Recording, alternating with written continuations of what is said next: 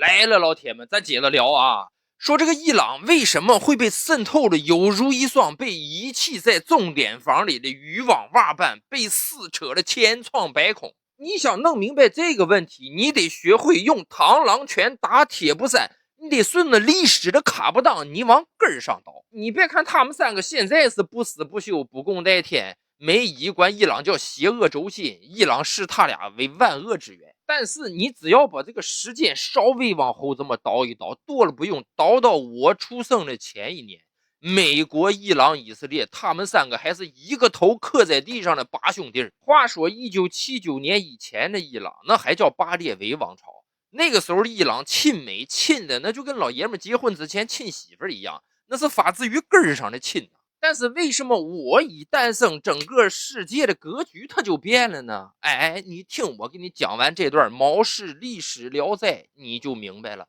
话说1800年的时候，那时候伊朗还叫波斯呢，和咱大清一样，还属于说皇上说了算的农耕国家，和咱大清那时候特别像。大清那个时候正好是嘉庆5年嘛，刚上了嘉庆4年，刚把和珅砍了。但是那个时候英国第一轮工业革命可干完了，那阵开始尿炕般的开始扩张自己的殖民版图了。结果伊朗和咱大清都是一个待遇，直接就沦为半殖民地半封建国家了。但是伊朗沦的比咱还深，他基本沦到根了。当时英国也就花了寥寥的就几万英镑，跟开家王朝就买来了当时接近80%的油田开采权。而且一开始这个农耕国家嘛，他也不知道个地下冒出这个黑汤子到底有多值钱，他没有这个概念。但是这个玩意儿就算信息差再大，他架不住长年累月就看着你拉这个玩意儿出去卖，他也明白怎么回事了。紧接着转过头来，等到20世纪的时候，一战可就开打了。伊朗也和咱一样，就在这场帝国主义狗咬狗的战争中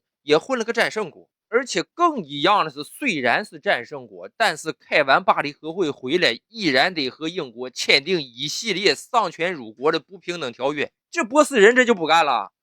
这不跟结婚彩礼钱一样吗？明明是我出钱我消费，但是结完婚发现需要定期提供服务的竟然是我自己。历史总是惊人的相似啊！他和我们一样，发动了属于波斯人自己的五四爱国运动，高举横幅，高喊口号，打倒英国资本主义，打倒沙俄帝国主义，还我河山，还我石油，外赠主权，内称国贼，称的就是开家王朝这些卖国贼啊！你卖国条约签完了，不耽误你好吃好喝，不耽误你当国王，你接着奏乐接着舞，那能行吗？给你撵下去！哎，这一下子正中了美国的下怀了。这一战刚打完，正是美英实力此消彼长的时候，那美国旁边急的，你日不落地火，你都日多长时间？你该唠一唠了。这个我搁旁边看呢，我勃勃生机，蠢蠢欲动的，你赶紧往边稍一稍，你给我腾一卡不当地方，你让我也探探虚实，尝尝鲜蛋，它就不行吗？尤其是中东这一块，得中东者得石油，得石油者得天下呀，这我得得着呀。于是乎，当伊朗哥萨克旅的巴列维里萨汗武装夺权以后，美国开始玩的命令支持，尤其是进入美苏冷战以后，那伊朗这个位置那绝对是遏制苏联南下的重要棋子啊。所以说，从经济援助到技术支持，美国算是下了血本了。就在中东这一块，上边一个以色列，下边一个伊朗，那是美国的横哈二将，左膀右臂呀。这个巴列维里萨汗上台以后，也是照着美国的模式全盘西化。因为这个里萨汗吧，他没上过学，他是个当兵的，武装夺权嘛，他没学过经济学，不知道怎么发展经济。但是他能亲眼看得见现在这些西方国家现成的发展成果，他照着葫芦画瓢，照着妲己画窑，他跟着学就完了。第一，你想发展起来的话，你必须和西方国家一样走工业化道路，你不能和那些穆斯林国家一样，你照着几千年前的经书来治理国家，那肯定不行。所以他就开始大面积的做工业化基础建设，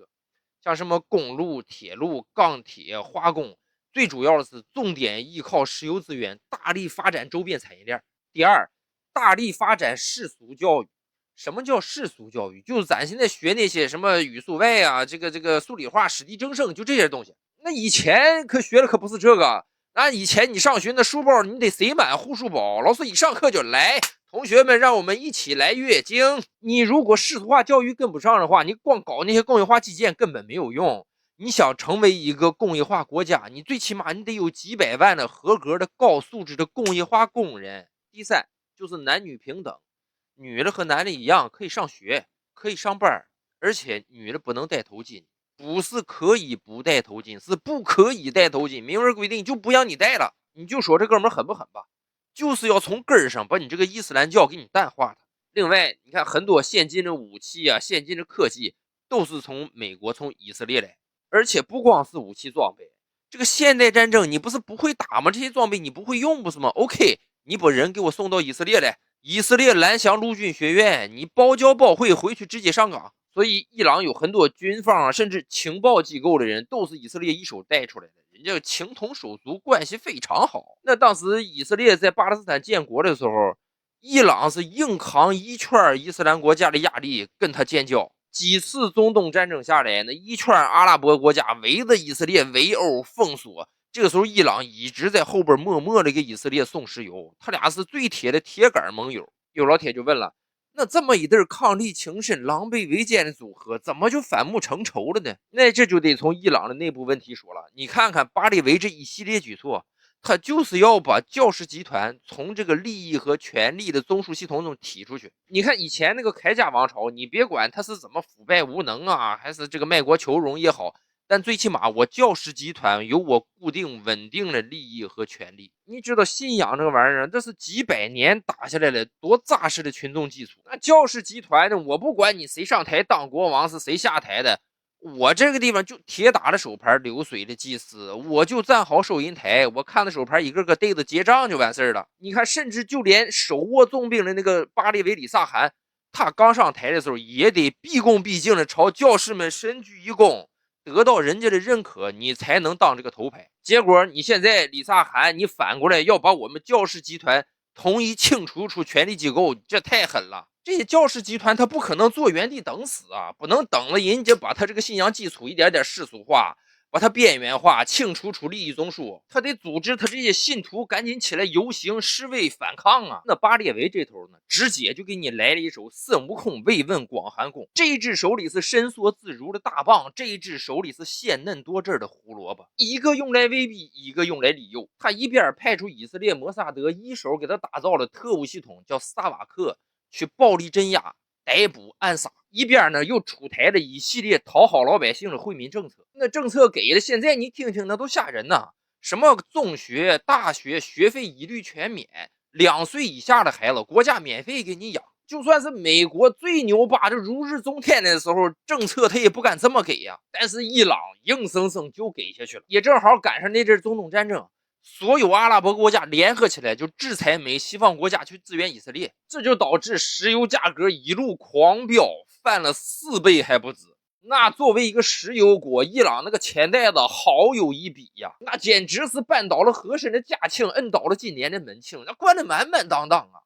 那几年那个伊朗真是驴耳大的 GDP， 一年增速都达到40%，但是这就出现一个致命的问题，就是这个油价可能一直保持这个水平吗？这几年工业化真正建立好了，就德黑兰这几个大城市，外边的热钱来了也往这些城市里边涌，所有资本家有钱人都在这些大城市里面花天酒地，越赚越多。剩下那70%的农村正是需要大量的钱来进行基础建设，但是这些钱全花在和他们国力完全不相匹配的这些福利待遇上了，用来掩盖快速城镇化产生了巨大的贫富差距，用来平复教士集团挑唆起来这底层老百姓的不满和怨气。所以一旦当这个油价回落，收入受限的时候，那么长久以来反复不断的矛盾摩擦所产生的这些热烈而粘稠的不良情绪，就会突破你最后的禁制，喷薄而出。老铁们，你们知道这种失控它是无法挽回的。所以当霍梅尼领导的教士集团强势回归的时候，整个巴列维王朝一溃千里。